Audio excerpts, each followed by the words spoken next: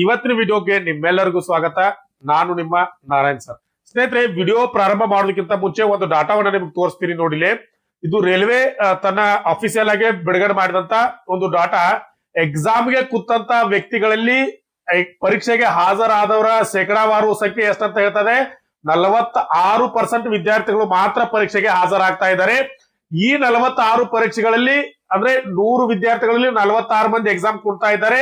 ಈ 46% ಅನ್ನ 100 ಅಂತ ಹೇಳಿದ್ರೆ ಈ 100ರಲ್ಲಿ 96% ಮಂದಿ ಅಷ್ಟ ಮಾತ್ರ ಏನಂದ್ರೆ ಅಭ್ಯರ್ಥಿಗಳಿಗೆ ಎಕ್ಸಾಮ್ ಬರ್ಲಿಕ್ಕೆ ಏನಂತಂದ್ರ ಆಧಾರ್ ದೃಢೀಕರಣ ಏನಂದ್ರೆ ಸಕ್ಸಸ್ಫುಲ್ ಆಗ್ತಾ ಇದೆ. ಅಂದ್ರೆ 100 ವಿದ್ಯಾರ್ಥಿಗಳಲ್ಲಿ 96 ವಿದ್ಯಾರ್ಥಿಗಳು ಮಾತ್ರ ಪರೀಕ್ಷೆಗೆ ಎಲಿಜಿಬಲ್ ಆಗ್ತಾ ಇದ್ದಾರೆ. ಇನ್ನು 4 ವಿದ್ಯಾರ್ಥಿಗಳು ಅಂದ್ರೆ 4% ವಿದ್ಯಾರ್ಥಿಗಳು ಪರೀಕ್ಷೆಗೆ ಎಲಿಜಿಬಲ್ ಆಗ್ತಾ ಇಲ್ಲ.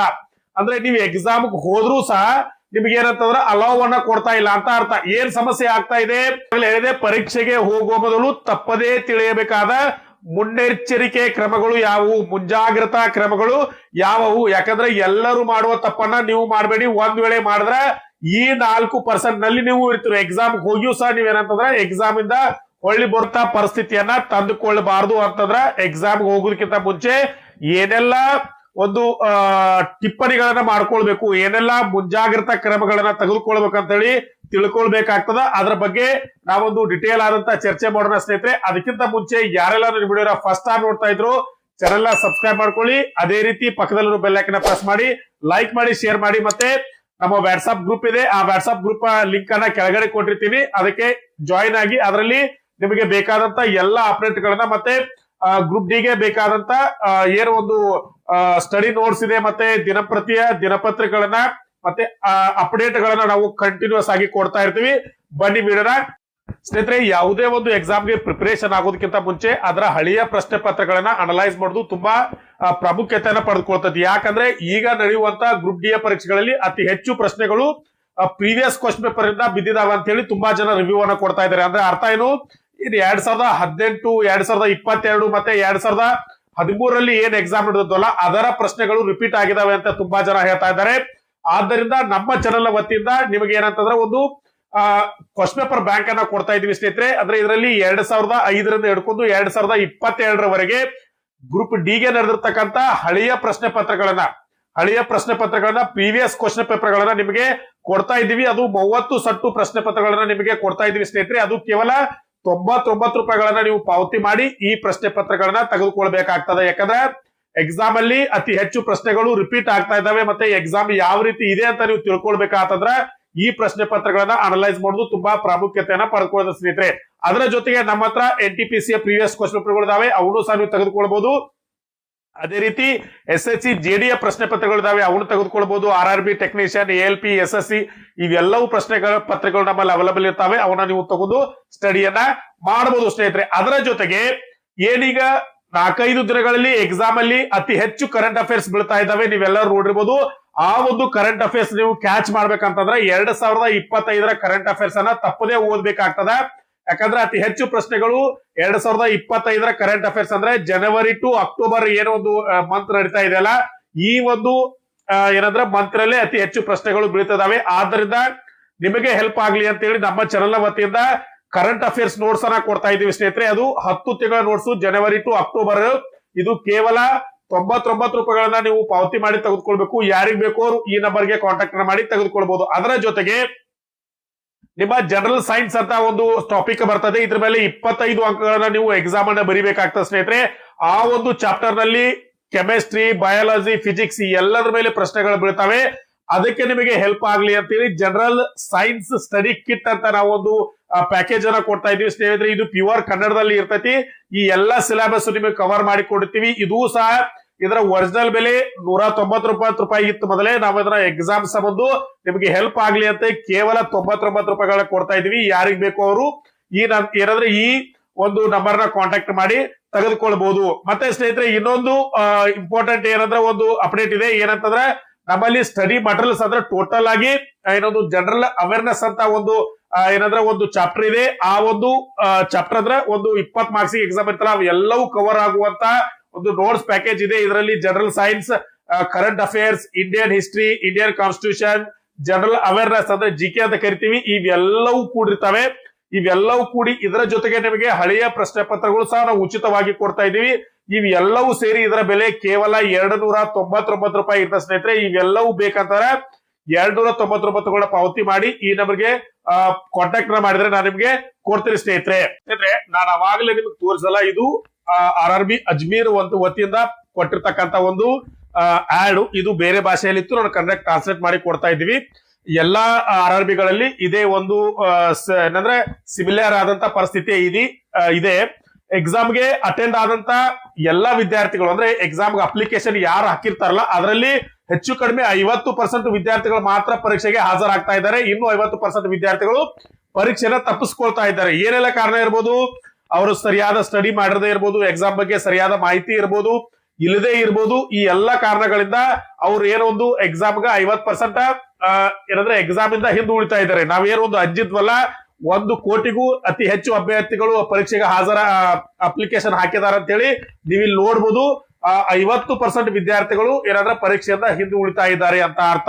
ಇದರಿಂದ ಒಂದು ಪಾಸಿಟಿವ್ ಆಗಿ ನಾವು ತೆಗೆದುಕೊಳ್ಬೇಕಾಗ್ತದ. ಇನ್ನ ಅತಿ ಹೆಚ್ಚು ಸ್ಟಡಿ ಮಾಡಿ ನಾವು ಪರೀಕ್ಷೆಯಲ್ಲಿ ಸಫಲತೆಯನ್ನ ಕಾಣ್ಲಿಕ್ಕೆ ಇದು ಒಂದು ಪಾಸಿಟಿವ್ ಪಾಯಿಂಟ್ ಆಯ್ತು. ಇನ್ನೊಂದು ನೀವು ಮುಂಜಾಗ್ರತಾ ಕ್ರಮವಾಗಿ ಏನನ್ನ ನೋಡ್ಬೇಕಂದ್ರೆ ಅವ್ರು ಇನ್ನೊಂದು ಹೇಳ್ತಾರೆ, ಈ ಒಂದು 46% ವಿದ್ಯಾರ್ಥಿಗಳಲ್ಲಿ ಅಥವಾ 50% ವಿದ್ಯಾರ್ಥಿಗಳಲ್ಲಿ ಪರೀಕ್ಷೆಗೆ ಹಾಜರಾಗ್ತಾ ಇದ್ದಾರಲ್ಲ, ಇದರಲ್ಲಿ 96% ವಿದ್ಯಾರ್ಥಿಗಳು ಮಾತ್ರ ಪರೀಕ್ಷೆಗೆ ಎಲಿಜಿಬಿಲಿಟಿ ತೆಗೆದುಕೊಳ್ತಾ ಇದ್ದಾರೆ.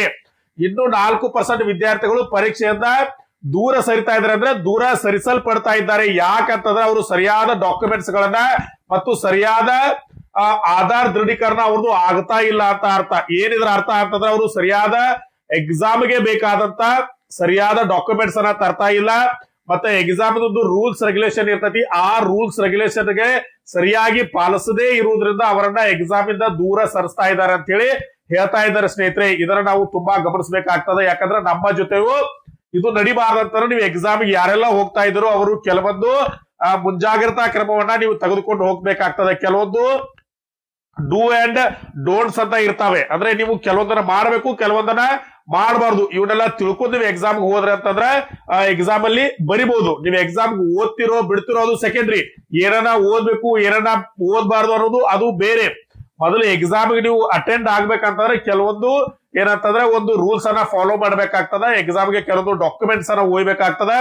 ಮತ್ತೆ ಏನನ್ನ ಮಾಡಬಾರ್ದು ಅಂತ ಹೇಳಿ ನಾನು ನಿಮಗೆ ಹೇಳಿಕೊಡ್ತೀನಿ. ನೋಡಿಲಿ, ನೀವು ಎಕ್ಸಾಮ್ ಅಲ್ಲಿ ಎರಡನ್ನ ಪಾಲಿಸಬೇಕು. ಒಂದೇದು ರಿಕ್ವೈರ್ಡ್ ಡಾಕ್ಯುಮೆಂಟ್ಸ್ ಅಂದ್ರೆ ಎಕ್ಸಾಮ್ಗೆ ಹೋಗುವಾಗ ಏನನ್ನ ಒಯ್ಬೇಕು, ಮತ್ತೆ ನಿಷೇಧಿತ ವಸ್ತುಗಳು ಎಕ್ಸಾಮ್ಗೆ ಹೋಗುವಾಗ ಯಾವುದನ್ನ ಬಿಟ್ಟು ಹೋಗ್ಬೇಕು, ಏನನ್ನ ಒಯ್ಬಾರ್ದು.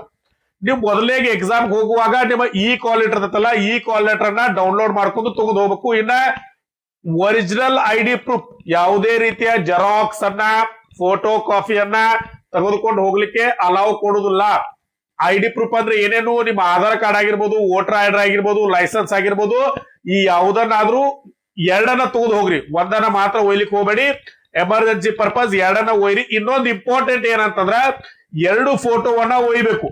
2 ಫೋಟೋ ಒಯ್ಬೇಕು ಅಂದ್ರೆ ನಿಮ್ಮ ಪಾಸ್ಪೋರ್ಟ್ ಸೈಜ್ ಆದಂತ ಕ್ಲಿಯರ್ ಇರುವಂತ 2 ಫೋಟೋಗಳನ್ನ ಒಯ್ಬೇಕು. ಅದರಲ್ಲಿ ಯಾವುದೇ ರೀತಿಯ ಸಣ್ಣ ಗ್ಲಾಸಸ್ ಹಾಕಿರಬಾರ್ದು, ಟೋಪಿಯನ್ನ ಹಾಕಿರಬಾರ್ದು. ನಿಮ್ಮ ಮುಖ ಕ್ಲಿಯರ್ ಆಗಿ ಕಾಣುವಂತ 2 ಫೋಟೋ ಕಾಪಿಯನ್ನ ಅಂದ್ರೆ ನಿಮ್ಮೇನೊಂದು ಫೋಟೋಗ್ರಾಫ್ ಇರ್ತಲ್ಲ, ಐಡೆಂಟಿ ಸೈಜ್ ಫೋಟೋವನ್ನ ತೆಗೆದುಕೊಂಡು ಹೋಗಿ. ಇಷ್ಟಾದ್ರೆ ಎಕ್ಸಾಮ್ಗೆ ನೀವು ಹೋಗ್ಲಿಕ್ಕೆ ಸಾಧ್ಯ. ಇನ್ನೊಂದು ಏನಪ್ಪಾ ಅಂದ್ರೆ ನಿಮ್ಮ ನೆನಪಿಟ್ಟುಕೊಂಡು ನಿಮ್ಮ ಆಧಾರ್ ಕಾರ್ಡ್ ಒಂದ್ಸಲ ಚೆಕ್ ಮಾಡ್ಕೊಂಡು ಹೋಗಿ ಕಂಪ್ಯೂಟರ್ ಸೆಂಟರ್ ಅಲ್ಲಿ. ಇದು ನಿಮ್ಮ ಹೆಬ್ಬಟ್ಟ ಮತ್ತೆ ಇವೆಲ್ಲಾ ಬಟ್ಟಗಳನ್ನ ನಿಮ್ಮ ಮುಖವನ್ನ ಏನಾದ್ರು ರೆಕಗ್ನೈಸ್ ಮಾಡ್ತಾ ಇದೀವಿ ಇಲ್ಲೋ ಏನಂತಂದ್ರೆ ಬಯೋಮೆಟ್ರಿಕ್ ಚೆಕ್ ಮಾಡ್ತಾರೆ. ಆ ಒಂದು ಬಯೋಮೆಟ್ರಿಕ್ ಅಲ್ಲಿ ನಿಮ್ಮ ಆಧಾರ್ ಡೀಟೇಲ್ಸ್ ಓಪನ್ ಆಗ್ಬೇಕು. ಆದ್ದರಿಂದ ಒಂದು ಸಲ ಎಕ್ಸಾಮ್ ಹೋಗೋದಕ್ಕಿಂತ ಮುಂಚೆ ನೀವು ಎಕ್ಸಾಮ್ ಏನೋ ಒಂದು ಕಂಪ್ಯೂಟರ್ ಸೆಂಟರ್ ಅಂತಲ್ಲ ಹೋಗಿ ಅಲ್ಲಿ ನಿಮ್ಮ ಏನಂದ್ರೆ ಬಯೋಮೆಟ್ರಿಕ್ ಅನ್ನ ಚೆಕ್ ಮಾಡ್ಕೊಡ್ರಿ. ನಿಮ್ಮ ಹೆಬ್ಬಟ್ಟೆಲ್ಲ ಸರಿಯಾಗಿ ಅದರಲ್ಲಿ ಫೀಡ್ ಆಗಿದಾವು ಇಲ್ಲೋ, ನಿಮ್ಮ ಮುಖವನ್ನ ಅದು ಕ್ಯಾಪ್ಚರ್ ಮಾಡ್ತಾ ಇದ್ವು ಅಂತ ಹೇಳಿ ಸ್ವಲ್ಪ ಗಮನ ಕೊಡ್ರಿ ಇದ್ರ ಬಗ್ಗೆ. ಯಾಕಂದ್ರೆ ಇದರಲ್ಲಿ ವಿದ್ಯಾರ್ಥಿಗಳು ಜಾಸ್ತಿ ಫೇಲ್ ಆಗ್ತಾ ಇದ್ದಾರೆ. ಇನ್ನು ಏನೆಲ್ಲ ಓಯ್ಬಾರ್ದು ಎಕ್ಸಾಮ್ಗೆ, ಇದು ಸಹ ಅಷ್ಟ ಇಂಪಾರ್ಟೆಂಟ್. ಯಾಕಂದ್ರೆ ಏನನ್ನ ಓಯ್ಬೇಕು ಅನ್ನೋದು ಎಷ್ಟು ಇಂಪಾರ್ಟೆಂಟು, ಏನನ್ನ ಓಯ್ಬಾರ್ದು ಅನ್ನೋದು ಅಷ್ಟ ಇಂಪಾರ್ಟೆಂಟು. ಈಗ ನಡೆದಿರ್ತಕ್ಕಂಥ 2-3 ಎಕ್ಸಾಮ್ಗಳಲ್ಲಿ ವಿದ್ಯಾರ್ಥಿಗಳು ಹೇಳಿರುವ ಹಾಗೆ ಬೆಲ್ಟ್ ಅನ್ನ ಒಯ್ಬಾರ್ದು, ಚೈನ್ಸ್, ವಾಚಸ್, ಟಾಪ್ಸ್ ಅಂದ್ರ ನೀವೇನೋ ಒಂದು ತಂಡಿ ಐತೆ ಜಾಕೆಟ್ ಹಾಕೋದು ಹೋಗ್ತಿರಲ್ಲ ಅವನು ಅವಾಯ್ಡ್ ಮಾಡ್ಬೇಕು. ಬ್ರಾಸ್ಲೆಟ್ ಗಳನ್ನ ಅಲೋ ಮಾಡ್ತಾ ಇಲ್ಲ. ಆಮೇಲೆ ಇನ್ನು ಹ್ಯಾಂಡ್ ಕರ್ಚಿಫ್ ಅಂದ್ರೆ ಏನ ವಸ್ತ್ರವನ್ನ ಏನ ಅಂತ ಇದನ್ನ ಇರುದಿಲ್ಲ. ಕೆಲವೊಂದ್ ಕಡೆ ಬಿಡ್ತಾ ಇದ್ರೆ ಕೆಲವೊಂದ್ ಕಡೆ ಬಿಡ್ತಾ ಇಲ್ಲ. ನಿಮ್ಗೆ ಎಮರ್ಜೆನ್ಸಿ ಇದ್ರೆ ತಗೊಂಡ್ ಕೊಡ್ರಿ. ಇನ್ನ ಏನಂದ್ರೆ ವಾಟರ್ ಬಾಟಲ್ ನೀರ್ ಕುಡಿಯಕ್ ನೀವು ಹೋಯ್ತೀರಿ, ಆದ್ರೆ ಒಂದು ಫಾಲೋ ಮಾಡ್ಬೇಕಂತಂದ್ರೆ ಅದ್ರ ಮೇಲೆ ಏನು ಸ್ಟಿಕ್ಕರ್ ಅನ್ನ ಅಂಟಿಸಿರಬಾರ್ದು, ಡೈರೆಕ್ಟ್ ಆಗಿ ವಾಟರ್ ಬಾಟಲ್ ಇದ್ರ ತೆಗೆದುಕೊಂಡು ಹೋಗ್ಬೇಕು. ಇನ್ನೊಂದು ಇವೆಲ್ಲ ಎಲ್ಲಿದಾವ ಸರ್ ಅಂತ ನೀವು ಕೇಳಿದ್ರೆ, ನಿಮ್ಮ ಹಾಲ್ ಟಿಕೆಟ್ ಅನ್ನ ಏನ್ ಈ ಕಾಲ್ ಲೆಟರ್ ಬರ್ತಲ್ಲ ಅದ್ರ ಸರಿಯಾಗಿ ನೋಡ್ರಿ, ಅದ್ರ ಮೇಲೆ ಬರ್ದಿರ್ತಾರ. ಇದ್ರಲ್ಲಿ ಏನ್ ಹೊಸವಾಗಿರುದಿಲ್ಲ. ಇಲ್ಲಿ ಇರ್ತೈತಿ ನೋಡ್ರಿ, ಇಲ್ಲಿ ಒಂದ ನಿಮಿಷ ಬ್ಯಾನರ್ಡ್ ಐಟಮ್ಸ್ ಇಲ್ಲಿ ಬರ್ತಾರ ನೋಡ್ರಿ. ನಿಮ್ ಹಾಲ್ ಟಿಕೆಟ್ ಹಿಂದ್ಗಡೆ ಇರ್ತೈತಿ, ಇದನ್ನ ಸರಿಯಾಗಿ ಒಂದ್ಸಲ ಓಪನ್ ಮಾಡ್ಕೊಂಡ್ ನೋಡ್ಕೊಂಡ್ ಹೋಗ್ಬಿಡ್ರಿ. ಏನೇನ್ ಹೇಳ್ತಾರ ನೋಡ್ರಿ, Bluetooth devices, microphone, Bluetooth hand brands ಅಂತ ಏನ್ ಕರಿತೀವಿ, ಕೈಗೆ ಹಾಕ್ತವಲ್ಲ, ಹೆಲ್ತ್ ಬ್ಯಾಂಡ್ಸ್ ಆವ, ಕ್ಯಾಲ್ಕುಲೇಟರ್ಸ್, ಆಮೇಲೆ ಬುಕ್, ಪೆನ್ ಹೋಗಿದಾಗಿರ್ಬೋದು, ಪೇಪರ್ ಹೋಗಿರ್ಬೋದು, pencil, eraser, pouch, scale, writing pads, belt, hand bag, ಆಮೇಲೆ cap, purse, camera, water bottle, ಅದೇ ಹೇಳ್ತಲ್ಲ ವಾಟರ್ ಬಾಟಲ್ ಒಯ್ರಿ, ಆದ್ರೆ ಅದ್ರ ಮೇಲೆ ಸ್ಟಿಕ್ಕರ್ ಅಡ್ರೆಸ್ ಇರಬಾರ್ದು. ಆಮೇಲೆ packed R open food items ಅಂದ್ರೆ ಇರ್ಲಿಕ್ಕೆ ತಿನ್ಲಿಕ್ಕೆ ನಿಮಗಿಂತಂದ್ರೆ ಹೊರಗೆ ಬಂತಿದ್ರಿ, ಒಳಗೆ ಹೋಗ್ಲಿಕ್ಕೆ ಹೋಗ್ಬೇಡ್ರಿ. ಇವೆಲ್ಲವೂ ಏನಂದ್ರೆ ಎಕ್ಸಾಮ್ ಸೆಂಟರ್ ನಲ್ಲಿ ಅಲೌ ಇರುವುದಿಲ್ಲ. ದಯವಿಟ್ಟು ಇವನ್ನೆಲ್ಲ ತಗೊಂಬರ್ರಿ. ಆದಷ್ಟು ರೊಕ್ಕವನ್ನ ಕಡಿಮೆ ಒಯ್ರಿ. ಒಂದ್ ವೇಳೆ ರೊಕ್ಕ ಹೊರಗಿಡತ್ತ ಹೇಳ್ರಿ ಅಂತಂದ್ರ ನೀವು ರೊಕ್ಕ ಹೊರಗಿಟ್ಟಾಗ ನಿಮ್ ಗಮನ ಆ ಕಡೆ ಹೋಗ್ಬೋದು. ಎಟ್ ಎಕ್ಸಾಮ್ ಬೇಕು ಹೋಗಿ ಬರ್ಲಿಕ್ಕೆ ಖರ್ಚಾಗುವಟ್ಟ ರೊಕ್ಕ ತಗೊಂಡ್ ಹೋಗ್ರಿ. ಜಾಸ್ತಿ ರೊಕ್ಕವನ್ನ ಏನಂದ್ರ ಕವರ್ ಮಾಡ್ಲಿಕ್ಕೆ ಹೋಗ್ಬೇಡ್ರಿ. ಇನ್ನೊಂದ್ ಹೇಳ್ತಾರ ಅಂತಂದ್ರ ಸರ್ ಪೆನ್ ಒಯ್ಬೇಡ್ರಿ ಅಂತ ನೀವ್ ಹೇಳಿದ್ರಿ. ಪೆನ್ ನಾವ್ ಎಕ್ಸಾಮ್ ದಾಗ ಹೆಂಗ್ ಬರ್ದ್ ಲೆಕ್ಕ ಮಾಡೋಣ್ರಿ ಅಂದ್ರ ಅವ್ರು ಹೇಳ್ತಾರ, ಇಲ್ಲಿ pen will be provided to the candidates during the exam ಅಂತ ಹೇಳ್ತಾರ. ಅಂದ್ರೆ ನಿಮ್ಮ ಎಕ್ಸಾಮ್ ಸೆಂಟರ್ ನಲ್ಲಿ ನಿಮ್ಗೆ ಪೆನ್ ಪೇಪರ್ ಅವರ ಕೊಡ್ತಾರ. ಏನಂದ್ರೆ ಲೆಕ್ಕ ಮಾಡಿ ಬರೆಯಾಕ ನೀವು ಅವರ ಕೊಡ್ತಾರ. ಏನ್ ತಲೆ ಕೆಡ್ಸ್ಕೋಕ್ ಹೋಗ್ಬೇಡ್ರಿ. ನೀವು ಎಕ್ಸಾಮ್ ಹೋಗುವಾಗ ನೀವೇನಂದ್ರೆ ನಿಮ್ಮ ಹಾಲ್ ಟಿಕೆಟ್ ಅನ್ನ ಮತ್ತೆ ನಿಮ್ಮ ಒಂದು ಏನಂದ ಐಡೆಂಟಿ ಪ್ರೂಫ್ ಇರುತ್ತಲ್ಲ ಅದನ್ನ ಮತ್ತೆ 2 ಫೋಟೋ ಸೈಜ್ ಅನ್ನ ಫೋಟೋ ಏನಂದ ಪಾಸ್ಪೋರ್ಟ್ ಸೈಜ್ ಫೋಟೋ ಇರ್ತಲ್ಲ ಇದನ್ನ ಒಯ್ರಿ ಸಾಕ. ಉಳ್ಕಿದ್ದನ್ನ ಪೆನ್ ಪೇಪರ್ ಎಲ್ಲ ಅವರ ಕೊಡ್ತಾರು. ನೀವು ಒಂದ್ಸಲ ಈ ನಿಮ್ಮೇನೋ ಹಾಲ್ ಟಿಕೆಟ್ ಬರುತ್ತಲ್ಲ ಅದ್ರ ಹಿಂದ್ಗಡೆ ಇರ್ತೈತಿ, ಅದನ್ನ ಖಂಡಿತವಾಗಿ ಓದ್ಕೊಂಡ ಹೋಗ್ರಿ ಸ್ನೇಹಿತರೆ. ಇದಾಗಿತ್ತು ಇವತ್ತಿನ ವಿಡಿಯೋ. ಈ ರೀತಿಯ ವಿಡಿಯೋಗಳು ನಿಮಗೆ ಇಷ್ಟ ಆಗಿತ್ತಂದ್ರೆ ಚಾನೆಲ್ ಸಬ್ಸ್ಕ್ರೈಬ್ ಮಾಡ್ಕೊಳ್ಳಿ. ಅಲ್ಲೇ ಪಕ್ಕದಲ್ಲಿರೋ ಬೆಲ್ ಐಕನ್ ಪ್ರೆಸ್ ಮಾಡಿ, ಲೈಕ್ ಮಾಡಿ, ಶೇರ್ ಮಾಡಿ ಅಂತ ಹೇಳ್ತಾ ಮುಂದಿನ ವಿಡಿಯೋದಲ್ಲಿ ಭೇಟಿ ಆಗೋಣ. ನಮಸ್ಕಾರ.